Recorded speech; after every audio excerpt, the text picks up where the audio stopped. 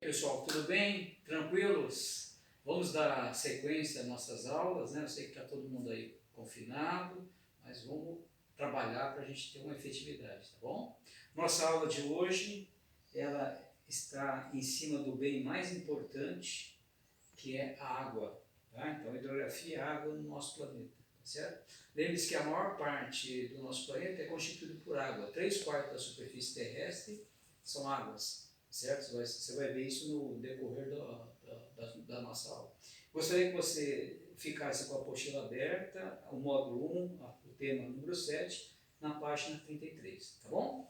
Então, a primeira coisa que vamos lembrar, que aqui, sim, a água é um recurso natural disponibilizado em nosso planeta, mas eu lembro que se eu não souber usar, esse recurso ele é passível de ser esgotável, tá bom? Então, por que ele é um recurso natural e renovável? Porque nós temos aí o ciclo hidrológico. Esse mesmo desenho você tem na sua apostila. Então, o que é o ciclo da água? Então, você tem a luminosidade solar, o Sol incide sobre o meio líquido, né, oceanos, mares, rios, etc. E tal. Isso evapora. Essa evaporação vai produzir um processo chamado condensação. E, por fim, nós temos a precipitação. Pode ser em forma líquida, em forma sólida, tá? Então, esse é um ciclo natural que vai acontecer especificamente em nosso planeta. Então, lembre-se que a água ela se torna até um recurso geopolítico, uma vez que eu tenho que saber como que eu vou estar utilizando ele, principalmente a água doce. E lembrando que a maior parte do nosso planeta, a água não é doce. Você lembra que a água é salgada. Isso está implícito agora nesse outro slide que nós vamos passar aqui, ó, tá? Disponibilidade de água em nosso planeta. Embora a água pode ser considerada um planeta aquoso, né? Porque, como eu falei para você, 3/4 da superfície é coberta por água, só que são água salgada, água de oceanos e mares, 97,2%. O que sobrou? Sobrou 2,8%. Desses 2,8% de água doce, que são água de quê? Rios, lençóis freáticos, lagos, etc. e tal, nem toda essa água é potável. Esse é o grande fator. Por isso que aí há uma diferença da aula de geologia, né? Aquela aula de geomorfologia. Aqui você tem um recurso que tem uma simbologia ligada à geopolítica, tá? Que pode ser, deve ser, motivo de muitas doenças, agravos de doenças, guerras, em algumas áreas que você tem uma carência muito mais proeminente. Você vê, diferentemente do nosso país, né? Quando eu for dar aula sobre o Brasil, lembre-se que o nosso país ele possui sozinho 12% de todo o percentual de água doce, só que ela está mal distribuída. Bom, então pode parecer que as reservas de água aumentam, né? Por meios naturais, como a chuva, ou por meios artificiais, com a abertura de poços, né? Poços artesianos. Mas a quantidade total disponível no planeta mantém-se constante, certo? Então lembramos que no nosso planeta há uma isostasia, nós vimos isso na parte de geologia, na parte da hidrosfera é a mesma coisa, e sempre, né, lembrando que há uma má distribuição dessa água. Por isso que há constantes conflitos.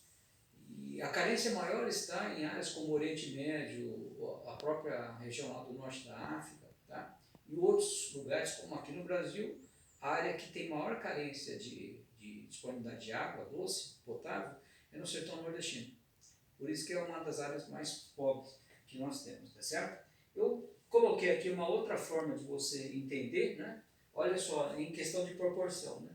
O percentual de água salgada que nós temos, água de oceanos e mares, comparando com a água doce que você pode captar, né, em diferentes mananciais, como eu disse para você, em rios, em lagos, lençóis freáticos, né, que são chamados aquíferos. Depende aí aonde que você vai fazer esse tipo de captação e como que você vai distribuir até a sua população, tá bom? Então, ela se torna um recurso aqui que há uma diferenciação grande, né? Certo? Bom, aí chegou na apostila, na página 36, se você está com essa apostila, aí na página 36 ele aborda em cima das águas chamadas subterrâneas, ou seja, são aqueles mananciais que estão disponíveis em algumas áreas, só que para você chegar até ela, às vezes ela está a mais de 1 quilômetro. É o caso aqui do lençol chamado Aquífero Guarani, tá bom? Que ele vai pegar várias partes aqui da América do Sul, vários países têm esse lençol d'água. Ele está a quase 1 quilômetro de profundidade e tem uma temperatura de 350 graus, quer dizer, ele não está totalmente disponível. Nós temos um lençol até com um volume de água maior que o aquífero Guarani, que é o chamado Alter do Chão, tá bom? Sempre lembrando, né? Haverá uma aula específica sobre o Brasil. Essa aula de hoje é para demonstrar a importância econômica, social e geopolítica desse recurso natural, tá bom? Motivo, inclusive, até de vários conflitos, tá bom? Então, se você observar, tem áreas que têm até quantidade de água, mas nem toda a água é água potável, que está sendo disponível para abastecer a sede da população, tá bom? E o grande dilema, depois você vai ver no final da nossa apresentação, é a questão ligada à poluição. O uso é inadequado, tá? Porque, como eu disse para você, apesar que o nosso planeta, ao invés de ser chamado planeta Terra, deveria ser chamado planeta Água, a maior parte dessa água ela é salgada. Então você já estudou em química que para você potabilizar essa água salgada é caro, custoso.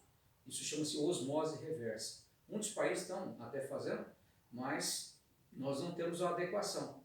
Lembre-se que a população mundial, mais de 7 bilhões de habitantes, e nem todos os continentes têm o mesmo suprimento.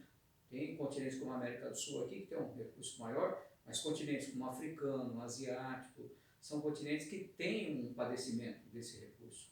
Ou muitas vezes não há essa disponibilidade de água que passa a ser chamada de água potável. Bom? Tá? Aí entra aquilo que seria o mais racional, né? O que é o mais racional? Se você tem um recurso natural disponível em nosso planeta, e a Terra, vamos sempre lembrar isso, que foi o destaque da aula passada, é o único planeta que tem água nos 3 estados, tá? Sólido, líquido e gasoso, entendeu? Então eu preciso ter uma postura de inteligência. Eu tenho que saber conservar e preservar, principalmente a água doce, que ela é fundamental para a nossa sobrevivência, não dá para sobreviver. Você lembra que 70% da pele nossa é água. Tá? Já foi feita uma experimentação que eu posso ficar até mais de 20 dias sem comer, mas eu não suportaria ficar sem ingerir água, né, me hidratar, num prazo aí de 3 dias. Eu vou me desidratar, eu vou morrer mesmo. A água ela é fundamental para todos os seres vivos, certo? Então eu lembro esses esqueminhas que estão aqui, olha, se por um lado a espécie humana utiliza os recursos para sobreviver, é obrigação do ser humano preservar para garantir a subsistência lá para frente, para a geração futura. Tá? Porque essa disponibilidade, ela tem a ver com a própria situação do ser humano. Eu preciso desse recurso. Que se eu for para Marte, por exemplo, lá a temperatura é de 80 graus negativa. Então, se eu encontrar água lá, ela vai estar no estado sólido. Bom, e todos os biomas, os ecossistemas que nós temos em nosso planeta, inclusive aqui no Brasil, você tem essa interdependência. Bom, o ecossistema do planeta sobrevive como fruto da troca constante dos recursos naturais e dos seres vivos. Bom, então essa situação de ecossistema, que é o conjunto formado por flora e fauna, bom, e que constitui os biomas, de modo geral, você tem essa inter-relação, tá bom? Isso é importante que você sempre observe. De todos os fantasmas ambientais que rondam a humanidade, agora nós estamos com essa situação ligada à pandemia, você viu que a principal recomendação, o que é? Lavar as mãos com água, sabão, se proteger. Você viu que o elemento fundamental, água, esteja disponível para você, na sua comunidade, na área que você esteja vivendo. Se você tem a carência desse recurso, você vai ter maiores malefícios que passam a ocorrer de uma maneira mais acelerada, certo? Essa é uma característica. E aqui, como que se utiliza os recursos hídricos? Né? Se você está com a apostila aí na página número 37, na página seguinte lá, como é que é usada a água? Em quais setores? Quer dizer, desde a água para a sua higiene, para você se barbear, certo? Fazer a sua higiene, o seu banho, né? Quanto tempo é o seu banho, né? Até a utilização nos meios econômicos, na agricultura, na indústria, tá? Onde haverá uma absorção maior dessa água doce e como que ela passa a ser captada. Bom, então aqui no consumo doméstico, né? Isso aí é uma questão até individual. Quanto que você gasta de água na sua casa? para o banho, seu banho é demorado, a limpeza, tá? Em relação ao carro que você lava, isso aqui é uma questão de cunho pessoal e também, como eu disse, né, eu tenho que saber conservar e preservar. Hoje se fala muito nessa palavra, né, em conscientização ecológica. Então nós temos um recurso que, ao contrário do que se imaginava antigamente, esse recurso ele é finito, porque se eu não souber usar, ele vai acabar. Tá bom? Se eu usar inadequadamente, ele vai tendo todas as consequências negativas. Tá bom? Aqui nós temos uma situação pessoal, né? Em relação a cada um. Quanto tempo você demora para... Quanto que você está utilizando, tanto em relação ao banho, como na questão da higiene, tá? Sua casa, o que ela está usando? É caixa acoplada? É hidra? Tá? Então, isso revela países que passam a estender a sua população a essa conscientização. Então, uma gota poupada hoje é mais uma gota que pode ser utilizada amanhã. Então, nós temos essa preconização. Você viu que a palavra que eu ali grifei é o quê? A palavra desperdício. Às vezes eu tenho bastante, mas eu não sei usar, ou estou usando inadequadamente, de uma maneira que um dia pode faltar. Tá bom? Então, o vestibular, o Enem, o vestibular de modo geral, eles sempre estão cobrando questões que envolvem os dilemas atuais. Tá? Cada situação ela aborda uma temática. E essa temática hídrica hoje é uma das mais relevantes, que tem a ver com a própria sobrevivência da espécie humana. Bom, aqui nós temos o grande vilão, entre aspas, que mais consome água, que é a agricultura, o setor primário. Tá bom? Então você lembra que, claro, que aí existe economia, não é ciência exata. Eu preciso plantar, que eu preciso comer, tá bom? Então para isso eu tenho que ter um solo compatível, mas em algumas áreas há necessidade de irrigação. Então um dos grandes vilões, entre aspas, de consumo de água doce é quando você é obrigado a ter uma captação maior para irrigar essa lavoura, seja ela, aí cada um tem uma característica. Então, naquela questão de consumo, você vê que o consumo de água, ele representa, em relação à agricultura, o setor primário, o agropecuário, aí você tem o agribusiness também, ele representa quase 70%. Então, até maior que a própria indústria, né, que se imagina. Você pegar aqui o setor industrial, que é o setor secundário, você vê que o percentual dele, ele é até menor, se você fazer o comparativo com a agricultura, né? Em torno de 20%. E depende também de qual a tecnologia que você está utilizando. Alguns setores da indústria consomem um percentual maior de água, que é o caso aqui da fabricação de papel, de cartão, então essa indústria gráfica, né? Essa indústria que vai manufaturar esses produtos aqui para depois disponibilizar para os consumidores, né? Então já há uma consistência em relação a esse tipo de característica que você está observando, certo?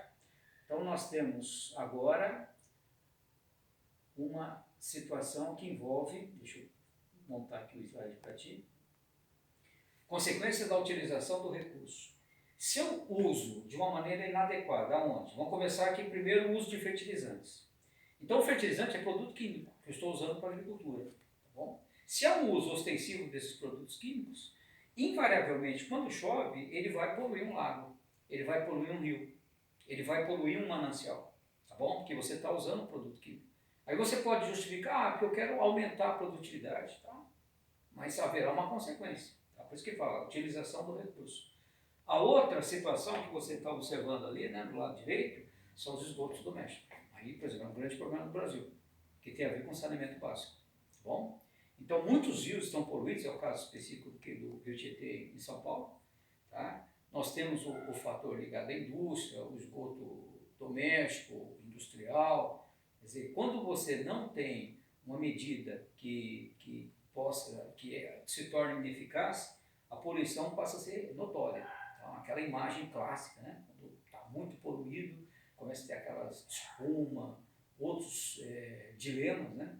E principalmente o não tratamento desse esgoto sanitário em áreas que foram invadidas, áreas de favelas, áreas que passam a ter uma ocupação mais clandestina, tá? E é jogado isso in natura. E a partir do instante que não foi feito a devida recapturação da potabilidade dessa água, ela se torna bastante maléfica, né? Então isso contribui para a própria saúde pública de uma maneira negativa, tá bom? Outro exemplo aqui que nós podemos colocar é em relação à contaminação direta, né, desses rejeitos que saem de fábrica. Aqui até poderia ter a ver com aqueles dilemas que nós tivemos, aquelas tragédias ambientais, aqueles rejeitos minerais metálicos que contribuíram de uma maneira negativa, né, para que o Rio Doce, o Rio Paraopeba, estivesse naquela situação, apesar que o motivo lá foi o rompimento das barragens. Mas você vê que o principal prejudicado foi o rio. Imagina a quantidade de pessoas que dependem desses rios e a bacia hidrográfica que eles estão. Volto a insistir, depois nós teremos uma aula específica de bacias hidrográficas brasileiras, né? Em relação a esse tipo de situação que nós estamos montando, tá bom? E aí a parte exponencial, que é a poluição. Quer dizer, quando você fala em poluição, invariavelmente você está se referindo ao homem. Ele é o principal agente que vai conduzir, tá, a esgotabilidade desse recurso natural. Então nós temos aqui causas e consequências da poluição. O conceito de água poluída compreende não só a modificação das propriedades físicas, químicas e biológicas, né, da água, mas também a adição de substâncias líquidas que são capazes de tornar essa água potável insalubre. Então é uma situação drástica, porque você está jogando, essa imagem aqui é bem notória, né? Imagina o que está sendo despejado desse manancial, inclusive também, vamos lembrar, em oceanos e mares, né? Quando você dá essa aula, geralmente a gente faz alusão à água doce, mas também temos as grandes poluições que estão ligadas a oceanos e mares, tá bom? Essa é uma característica. E aí é o finalzinho da aula. Oceanos e mares, uma vez que é despejado isso in natura, sem o devido tratamento, a consequência vai ser até a perda da própria biodiversidade, mortandade de peixes, mudança do pH. Tem um fenômeno chamado eutrofização, que você vai estudar em biologia, que retrata, né, essas matérias inorgânicas que estão ali em suspensão, tá bom? Tá? Aí lembramos, os resíduos, qual origem? É vegetal, animal, esgoto que não foi tratado, processos industriais ou mesmo agropecuários. Isso aí vai ter implica aqui, tá? Aquele sinal que a gente usa bastante, né? Só que aqui, isso implica na destruição, tá, causada por esses micro-organismos. Isso traz uma situação desagradável, quer dizer, nem todos os produtos são biodegradáveis. Nem todos eles acabam sendo elementos que vão ser dissolvidos naturalmente. Ao contrário, como a gente viu em slides anteriores, isso traz resultados que vão modificar o próprio ecossistema do rio, do lago, do próprio lençol, né? Aqui é aquela palavra que eu usei. Água, sim, é um recurso limitado, apesar que existe a maior parte do planeta água. Por que ele é limitado? Porque ele é um princípio finito. Ele pode ser usado de uma maneira inadequada. Tá? Você tem aqui um cartaz, água todo ano? Não, nem sempre. Em alguns lugares há uma carência grande em relação a esse recurso. Então isso trará como consequência, tá, o estresse hídrico, quer dizer, a população aumenta, há uma demanda maior por esse recurso natural, se não há devida disponibilidade e principalmente a potabilidade desse recurso, a questão é que vai faltar, ou se torna mais difícil você capturar. Bom, isso tem a ver inclusive com a própria questão governamental. Água potável, que é a base dessa aula. Ela não tem micro-organismos patogênicos, tá? Nem substâncias capazes de provocar doença. A ingestão dessa água que não foi devidamente tratada, ela vai trazer várias doenças, várias situações que inclusive podem ter como consequência fatídica, né, a letalidade de muitas pessoas, bom, que são vulneráveis a essa situação que você está vendo aqui, tá certo? E a gente, para amarrar o assunto, classificação das águas. Nós vamos colocar aqui 3 slides que demonstram para você na capturação. Você tem aqui águas termais, essas intermediárias vulcânicas, né, que tem uma temperatura elevadíssima. A proteção de nascentes de água, por isso que se fala muito, por exemplo, qual é o rio brasileiro que mais se fala em vestibular? É o Rio São Francisco. Tá? Porque é um rio, inclusive, com problema de assoreamento, problema de retirada da mata galeria, mata ciliar. Então, se fala muito na nascente dele, que é em Minas Gerais. Então, eu tenho que proteger essa área, para dar, tá, vitalidade a esse rio, tá bom? E aqui nós temos também as águas minerais naturais, que são áreas que eu posso obter esse recurso, mas eu tenho que também cuidar. Porque se eu não cuidar, como disse, né, uma hora já não vou ter mais em relação a isso. E a gente lembra que houve um fator exponencial, que o teu gesto no presente faz a diferença no futuro. Tá? Então a água foi considerada um patrimônio mundial, necessário proteger, quer dizer, aí entra a consciência ecológica. O que eu estou fazendo em relação a esse recurso? Bom? E por fim, né, gente, o planeta que nós vivemos é um planeta maravilhoso. Aquela aula que eu dei de geologia, geomorfologia, demonstrei para você. E aqui, já para concluir, qual é a atitude mais plausível que todo ser humano tem que fazer, principalmente em relação a um recurso que é natural, renovável, porém esgotável. Tá bom? Eu espero que você tenha entendido o objetivo dessa aula de hoje. Você vê que ela foi diferente da aula anterior, que era uma aula mais técnica. Aqui já a gente entrou um pouquinho em economia e geopolítica. Você, por favor, depois faça os exercícios que estão aí na sua apostila, para a semana que vem já entrarmos na parte de climatologia. Todos tenham uma boa semana, confinados, mas juntos, que uma hora essa crise vai passar. Beijão a vocês, tá bom? Tchau, tchau.